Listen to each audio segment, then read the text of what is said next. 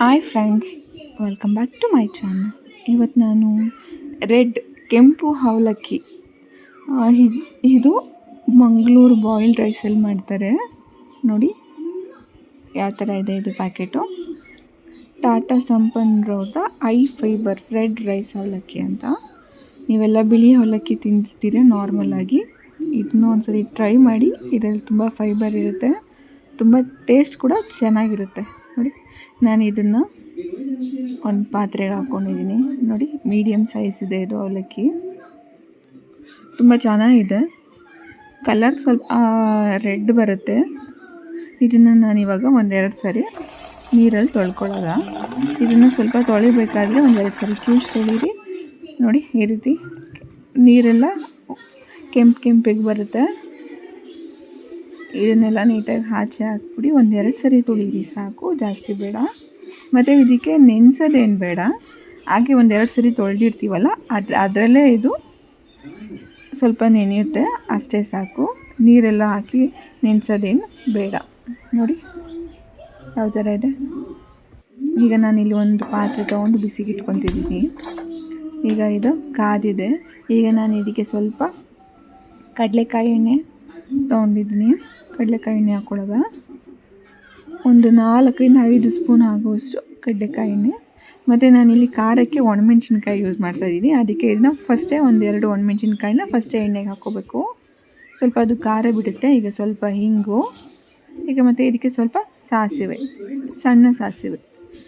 ಮತ್ತು ಈಗ ನಾನೊಂದು ಸ್ವಲ್ಪ ಕರಿಬೇವು ಸ್ವಲ್ಪ ಜಾಸ್ತಿ ಯೂಸ್ ಮಾಡ್ತಿದ್ದೀನಿ. ಕರಿಬೇವು ಸ್ವಲ್ಪ ಜಾಸ್ತಿ ಯೂಸ್ ಮಾಡೋದ್ರಿಂದ ಟೇಸ್ಟ್ ಕೂಡ ಚೆನ್ನಾಗಿರುತ್ತೆ.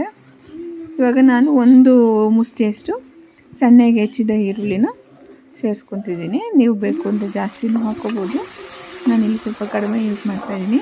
ಈಗ ಇದು ಈರುಳ್ಳಿ ಹಸಿ ವಾಸನೆ ಹೋಗಿ ಸ್ವಲ್ಪ ಕಲರ್ ಚೇಂಜ್ ಆಗಬೇಕು, ಅಲ್ಲಿ ತನಕ ಸ್ವಲ್ಪ ಚೆನ್ನಾಗಿ ಬಾಡಿಸ್ಕೊಳ್ಳೋದ.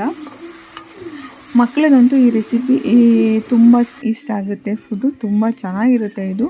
ಈ ಡಯಟ್ ಮಾಡೋರಿಗೆಲ್ಲ ತುಂಬ ಒಳ್ಳೆಯದು.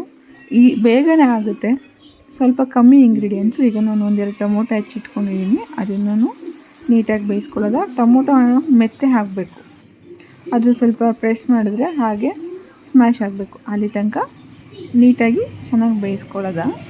ತುಂಬ ಚೆನ್ನಾಗಿದೆ ಇದು. ಈ ಎಲ್ಲ ಥರ ಅವಲಕ್ಕಿಲಿ ಇದು ಬೆಸ್ಟ್ ಅನ್ನಿಸ್ತು. ಡಯಟ್ ಕೂಡ ಮಾಡ್ಬೋದು ಈ ಅವಲಕ್ಕಿಲಿ. ತುಂಬ ಚೆನ್ನಾಗಿದೆ. ಫೈಬರ್ ಕೂಡ ತುಂಬ ಚೆನ್ನಾಗಿ ಸಿಗುತ್ತೆ ನೋಡಿ. ಈಗ ಅವಲಕ್ಕಿ ಸೇರಿಸ್ಕೊಳ್ಳೋದ ನೋಡಿ. ಕಲರ್ ಎಷ್ಟು ಚೇಂಜ್ ಇದೆ. ನಾವು ನಾರ್ಮಲಾಗಿ ಯೂಸ್ ಮಾಡೋ ಅಕ್ಕಿಗೂ ಆ ಅವಲಕ್ಕಿಗೂ ಈ ಅವಲಕ್ಕಿಗೂ ಈಗ ರುಚಿಗೆ ತಕ್ಕಷ್ಟು ಉಪ್ಪು ಸೇರಿಸ್ಕೊತಿದ್ದೀನಿ. ನಾನಿಲ್ಲಿ ಸಣ್ಣ ಉಪ್ಪು ಬಳಸ್ತಿದ್ದೀನಿ, ಏಕೆಂದರೆ ಕಲ್ಲುಪ್ಪು ಹಾಕಿದ್ರೆ ಅದು ಮಿಕ್ಸ್ ಆಗಲ್ವಲ್ಲ. ಇಲ್ಲ ಕಲ್ಲುಪ್ಪನ್ನೇ ಪುಡಿ ಮಾಡ್ಕೊಂಡು ಕೂಡ ಯೂಸ್ ಮಾಡ್ಬೋದು. ಇದನ್ನು ನೀಟಾಗಿ ಮಿಕ್ಸ್ ಮಾಡ್ಕೊಳ್ಳೋದ. ಈಗ ನೋಡಿ ಎಷ್ಟು ಚೆನ್ನಾಗಿದೆ ಕಲರ್ ಕೂಡ. ನಾನಿಲ್ಲಿ ಯಾವುದೇ ರೀತಿ ಅರಿಶಿನ ಪುಡಿ ಯಾವುದೇ ಕಲರ್ ಯೂಸ್ ಮಾಡ್ತಿಲ್ಲ. ಅಲ್ಲಿ ಏನು ಬಂದಿದೆಯೋ ಅದೇ ಕಲರ್ ಇದೆ ನೋಡಿ. ಸ್ವಲ್ಪ ಲೈಟ್ ರೆಡ್ ಥರ ಬರುತ್ತೆ ಇದು. ಈ ರೀತಿ ನೀಟಾಗಿ ಮಿಕ್ಸ್ ಮಾಡ್ಕೋಬೇಕು ನೋಡಿ. ಬಿಸಿ ಬಿಸಿಯಾದ ಕೆಂಪು ಅವಲಕ್ಕಿ ರೆಡಿ. ಒಮ್ಮೆ ಟ್ರೈ ಮಾಡಿ ಇದನ್ನು, ತುಂಬ ಚೆನ್ನಾಗಿದೆ. ಮಕ್ಳಿಗಂತೂ ತುಂಬ ಇಷ್ಟ ಆಗುತ್ತೆ. ಎಷ್ಟು ತಿಂದ್ರೂ ತಿಂತಾನೇ ಇರಬೇಕು ಅನ್ನೋವಂಥ ಅವಲಕ್ಕಿ ಇದು. ಯಾರೆಲ್ಲ ಇನ್ನೂ ನನ್ನ ಚಾನಲ್ಗೆ ಸಬ್ಸ್ಕ್ರೈಬ್ ಆಗಿಲ್ಲ, ದಯವಿಟ್ಟು ಸಬ್ಸ್ಕ್ರೈಬ್ ಆಗಿ.